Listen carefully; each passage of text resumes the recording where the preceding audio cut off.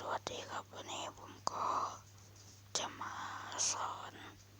ตั้งเสียงเรียงโทนนะครับ ก็อย่างแรกก็ต้องมีแอปนี้เลย สามารถโหลดได้ทาง Google Play และ App Store หรือ Play Store นะครับ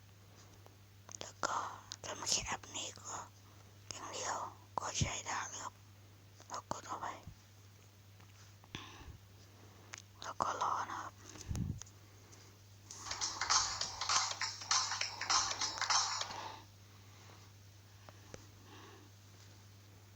แล้วก็กดไปที่ตรงวงกลมนี้เลยครับกดไปแล้วก็มันจะมีเสียงเราเลือกแต่เรายังไม่มีเสียงแล้วก็กดเข้าไปที่วงกลมมันนี้อันเดิมตอบแชทได้แล้วครับเสร็จแล้วเราก็จะได้มาอย่างนี้นะครับแบบนึงครับเนี่ยปุ๊บ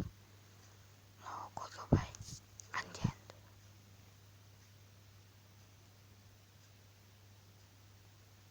แล้วก็ลองฟัง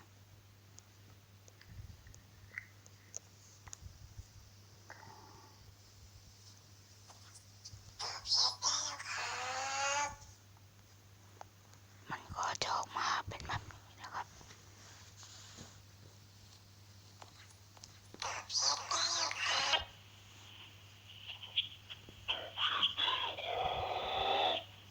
ก็จะมีแบบหลายอย่าง